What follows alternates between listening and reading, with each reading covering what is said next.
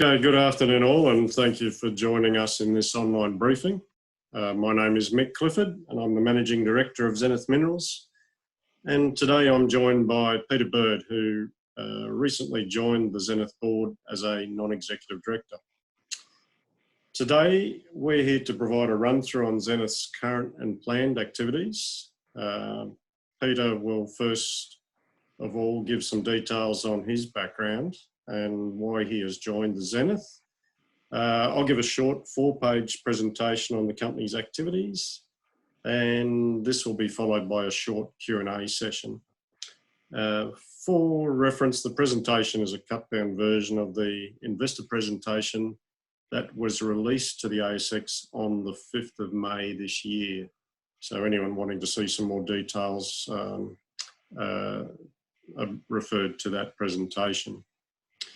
So first of all, if I can ask you, Peter, to provide a bit of a summary of your background and why you joined us. Thanks, Mick, and good afternoon or good morning to everyone, and thank you for making the time to join our call. So a bit of background on myself for those who don't know me. I'm originally technically qualified and worked in operational roles in Tier 1 companies in both the precious and base metal space for a number of years. Subsequent to that, I graduated to corporate finance and treasury functions before moving into equity capital markets. And the majority of that ECM time was with Merrill Lynch, based in Australia, as a leading precious and base metals analyst for Australian listed companies who had assets both domestically and globally, which is always the case. And then subsequent to that, I had extensive experience in executives teams, specifically in investor relations and HR. And probably the most significant one of those was being intimately involved with the $2.4 billion takeover of Normandy Mining by Newmont, where Normandy was the target, and it was a very successful outcome for shareholders in the end.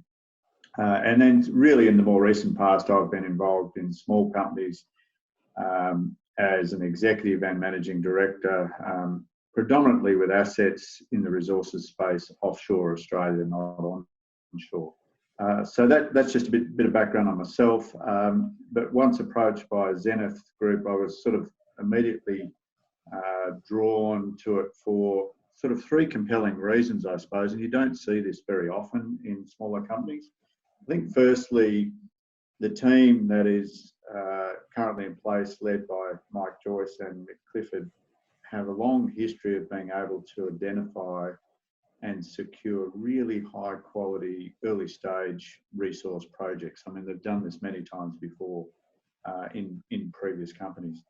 I think secondly, and really as a direct result of the first point, the current portfolio, when I was doing my due diligence in Zenith, is impressive with great embedded value. And Mick will, of course, expand upon the assets a bit in a minute. Lastly, the commodity mix is exceptional for the world we're currently in today. I mean, we've got some really interesting gold assets, which are a real bellwether in nervous markets, and you've seen that with a number of gold companies more recently. And then that's complemented by base metals, which I believe post-corona, there'll be an injection to world industrial production with lots of big countries trying to stimulate their economies. And then there's some sort of clever joint venture arrangements for some other commodities and indeed copper. So I think the other point that's worth sort of noting, just if we touch on one base metal, the big one, copper, it's about a 26 to 28 million tonne consumption market per annum. And it's been growing that market at around 2.5% compound since the 1950s. You know, it has bumps in the road like the current corona thing, but it's pretty consistent. So if you think about that for a moment, it means that the mining companies have to find around 600 to 700,000 tonnes of new production every year just to maintain the demand. So that's not getting excited about massive growth or anything. That's just base level demand. There's only about 10 mines in history that produce at that rate. So, you know, that's very positive for, and that's just one commodity, but that's very positive for copper. So I suppose just to wrap up, and I'll hand back to Mick, what I hope to bring to the company is to facilitate that nexus between the company, its really strong technical skills and abilities with equity capital markets, so as we can generate real value for our projects as we advance forward. So in short, we've got a strong team, a great portfolio, good value, and I think it's going to be pretty exciting times ahead, and I'm just rapt to be on board. I think I've probably chatted enough. I'll hand back to you, Mick, and you can go through the more formal part of the presentation. Yeah, great. Thanks, Peter. Let me say that we're rapt as well to have you part of the team. So let's just, I want to run through 4 slides that form part of the larger presentation. The first of those is why Zenith, and it sort of touches on some of the aspects that Peter's just talked about just now. And really the number one is that we're focused on 3 Australian gold projects in the next 3 months. Each of those projects are 100% owned by Zenith, and they're located in Tier 1 regions that have proven multi-million ounce, either historic or current gold endowment. And by Tier 1, you know, I think we often hear the expression, you know, go looking for elephants in elephant country. And I guess that's the regions that we've selected for our gold search. The strategy is to target large-scale deposits capable of making a significant value impact on the company. You know, we're not interested in small discoveries that we may end up toll treating or something like that. We're really looking for the big multi-million ounce type discoveries that will give significant uplift to shareholders. And those projects are given priority, and this is a sort of the ranking exercise we go through of those projects which are part of an extensive portfolio. And we do that ranking based primarily on their technical merit, and that's done by, as Peter mentioned, a very experienced team. In addition to those gold projects, we've of course got a couple of base metal projects, one clearly copper focused, the other with a partner that has zinc in it. And I'll touch on those at the end of this little presentation. So the 3 gold projects, so we have 2 in Queensland and Split Rocks in Western Australia.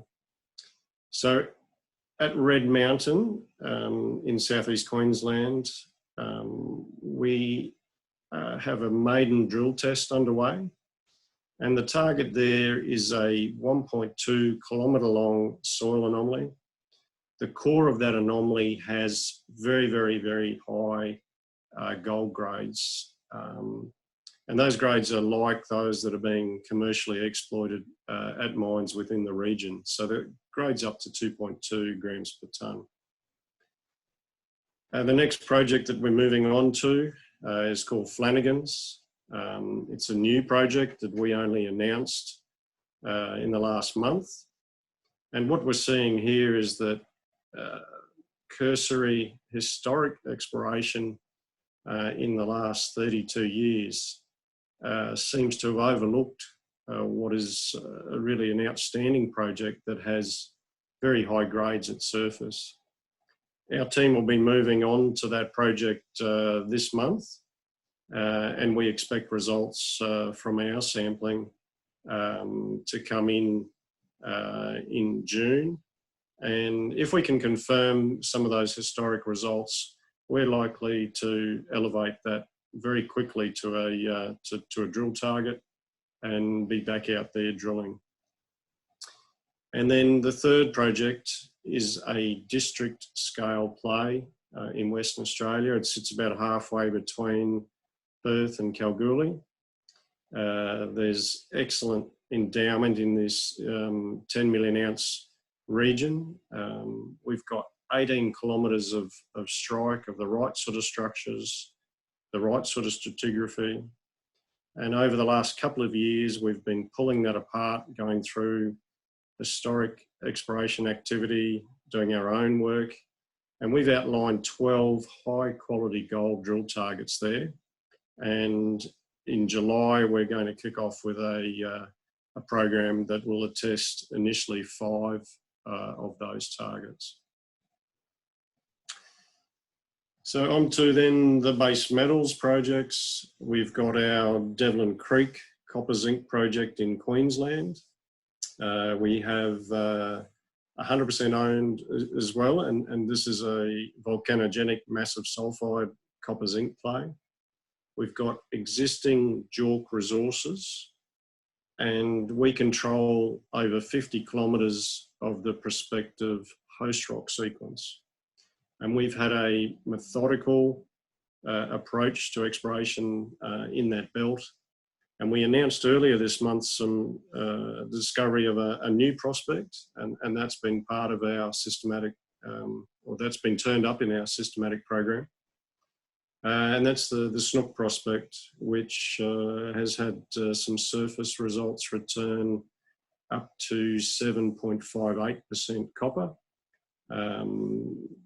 The sample, we've only taken one so far, and this is a virgin discovery. No one has been there and actually seen this outcrop before. It's got some gold, it's got some lead and zinc, and has all of the signatures similar to those rocks that would be taken on top of the existing deposits. So it's going to get some attention from us as well in the near term. And then one of our partnered projects, and we have several, is the Erahidi Zinc project in Western Australia. And we really got a nice free kick on this one. We get a free carry to the end of a bankable feasibility study with 25% equity. And our partners have turned up a new style of mineralisation in 2 prospects 10 kilometres apart. They're both hosted in sandstone, flat-lying, near surface, and this material may indeed be open pittable. So our partners have outlined a very large exploration target, 40 to 100 million tonnes, and they're talking about getting back drilling on that in the near term. So that provides some additional upside for Zenith shareholders as well as news comes from that project. So the news flow that's going to be stemming from our activities, the Red Mountain drilling that commenced early this month, the Flannigans sampling, which is about to get underway, drilling at split rocks on our multi-target testing in July, the follow-up work that we're going to be doing on the composite project Devlin Creek, and then our partners providing additional activity at Erahidi. So that in a nutshell is Zenith. If anyone is wanting more details on specifics, technical aspects of the various projects, then please get in contact with me or Peter. Our contact details are on the website. Either get in touch via email or just call the office. In terms of questions, we've been sent in some questions that people would like answered. So I guess I'll kick off with just going through those. Feel free to chip in, Peter, if you have any comments as we go. So the first of those is, how is a small team able to secure such a highly prospective properties, and how much technical research goes into each property? I guess whilst the team we have is small, it's got a strong history of securing and successfully exploring projects over a period of about 30 years. It can take days or more like weeks to assess new potential properties. We see this task as one of the most important in the company, and therefore allocate serious time to getting our heads into the details of each new area. And this is a job assigned to experienced geos and just can't be palmed off to, say, a new graduate. What we do is we rank each project with respect to potential and prospectivity, and then we allocate funds to explore those projects using cutting edge methods. And equally, we don't hang on to projects that are not showing sufficient potential, and we'll reallocate funds elsewhere. The next question, Red Mountain clearly is a great property and in the same area as some multi-million ounce deposits. Given the footprint, what sort of size could we be looking at if drilling proves successful? Is it 1 million ounces maximum, or could it be 3 million given the size of the prospect? Okay, so the Red Mountain region hosts multi-million ounce gold deposits such as Mount Morgans, we've got Mount Rawdon and Krakow, both existing operations owned by Evolution. And each of those has a resource exceeding 2 million ounces. Clearly that's the sort of potential target size we would desire, but anything really, exceeding 500,000 ounces would be, really exciting for Zenith. But what we have is a really good starting point with a defined high order gold anomaly over the 1.2 Ks, and we're at the early stages of exploration, with the next step being drilling that target, which is underway. And we can be assured this is a proven mineral province, and really the other aspect of it is it's really had limited recent modern exploration. Now another question's come in, moving up the road to Flannigans. Can you tell us how you found the prospect, and how did you work out the previous soil samples were incorrectly stated? So that's good to know some investors are actually reading some of our announcements, because that was detailed in the Flannigans release there. So I guess given the early stage success we're seeing at Red Mountain, what we decided to do was to assess the region surrounding that project. And as we talked about on question 1, we allocated time to work through the historic reports, looking for certain key criteria. And our aim was to find a new target that was really equal to or better than those in the that exist in our portfolio, and specifically those that are at the walk-up drill stage, or those that we think we can actually accelerate to that drill stage really quickly. In terms of the incorrectly stated soil samples in the historic reports, the original high-grade soil results were reported by a company in the historic reports in parts per 100 million, and that's not industry standard nomenclature.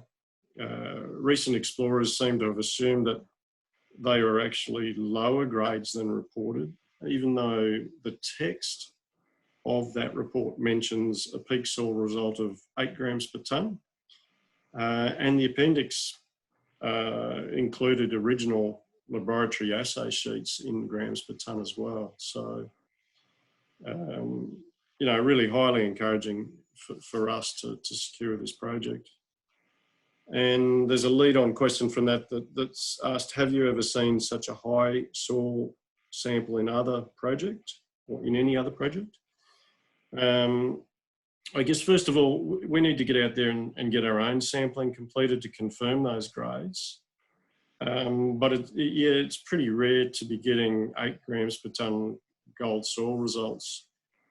I guess the last project where we had high results is Kavaklitabi in Turkey. We had up to 4 grams per tonne in the soils, and drilling of that anomaly returned peak result of 20 metres at 15.6 grams per tonne. So, you know, if we were to get results like that at Flannigans, we'd just be ecstatic. Another question now about Devlin Creek. So your recent Devlin Creek update mentioned very high 7.58% copper grades, but also suggested the JORC resource is likely to see 300 to 700% increase in grades. Yeah, that's been mentioned, of course, in the quarterly report. What work needs to be done to confirm this, and does the 7.58% copper rock samples significantly increase the prospectivity and attractiveness of these tenements? And then it goes on to, could this be a similar looking project to Sandfire's De Grussa asset? So I guess, yeah, that's a good question. There is some connection there. So the existing JORC resource of 2 million tonnes at 2% copper and 2% zinc, I guess, really highlights the fact that we have a VMS, a volcanogenic massive sulfide district, which we control. And that style of VMS mineralisation is, yes, it's the same style as that of Sandfire's De Grussa project. So in terms of scale, what are we looking for? I mean, we'd like to see a project that has, say, 1 million tonne per annum for 10 years. So clearly we need to find more ore. And as most people are aware, these type of deposits occur in clusters, and we see great potential in the 50 kilometres of strike of host sequence within our licences. What we've been doing is systematically screening that belt, particularly using geochem, and that work led us recently to the area of this new Snook prospect, where we got those surface grades of 7.5% copper. So the key point here is this is a totally new area. There's no evidence that old timers or prospectors have even found this outcrop. So look, it's a really great start, and we're now working up a program to assess that Snook area and the rest of that highly prospective part of the sequence. And then finally, just one last question. It's now, the stock is very undervalued compared to other companies with similar portfolios yet to be drilled. Have you been telling brokers how cheap the company is? So I guess that's from an existing investor. So look, we've focused very hard on accumulating a very significant gold and base metals portfolio, and on ranking those assets so we can evaluate them in a systematic way. You know, we're really optimistic that one or perhaps two of the assets in the portfolio will have success. And yeah, there is exploration risk, but the portfolio is extensive, and we're also continuing our generative activities and expect to add further projects over time. So we anticipate that this approach will lead to a recognition that our portfolio and the pipeline offers a very attractive value proposition. And look, with the recent board changes, with Peter coming on board, and given the portfolio's more advanced position, look, we'll work really hard to try and illustrate the situation to the greater investment community. So we would anticipate value uplift from here. And look, the other thing is we've seen some significant value accretive discoveries by companies like De Grey, Chalice, and Predictive. And that's what we'd like to emulate, both that technical and corporate success within Zenith. So that's it for the questions. Peter, did you have any other closing comments? Yeah, thanks, Mick, and that's a good cover off on those questions. Perhaps the one sort of general theme I'd like to leave with listeners is clearly we're in a good position to add, with discovery, add metal to our portfolio, and metal has a value depending on what the metal is. So if we just look at a typical sort of gold valuation for discovery, it's in the order of not sort of $80 to $120 per ounce. So if we can define, as Mick said, 500,000 ounces, I'll let you do the maths. And a similar comment goes for copper. I mean, copper, 30 to 60 cents a pound. If we find, a copper swarm or deposit with or without zinc and others, it's worth somewhere between 30 and 60 cents a pound in the ground. And if we find 100,000 tonnes of copper, I mean, again, you can do the math. So the point to leave you with is that I think there's a better than even chance of adding metal to the portfolio. I think unlike the couple of companies that Mick just mentioned who have been very successful, what's different with this portfolio is we don't just have one project, we've got a suite of them. And so if one doesn't work, we'll move on to the next one and we'll find a successful one. I think that's what we need to leave with people. So there's a lot of value to be generated here, and sort of I can't wait to see the results of the upcoming drilling and exploration. Thanks, Mick. I'll hand back to you. Yeah, great. Thanks, Peter. And I think we'll close off there. A copy of this conference call will be added to the Zenith Minerals website. So anyone wanting to listen again and or pass on this call to other contacts, then I'll refer you to the website. So thank you to everyone who's attended. Thank you, Peter, and we'll close off now and say goodbye. Thanks all. Thank you.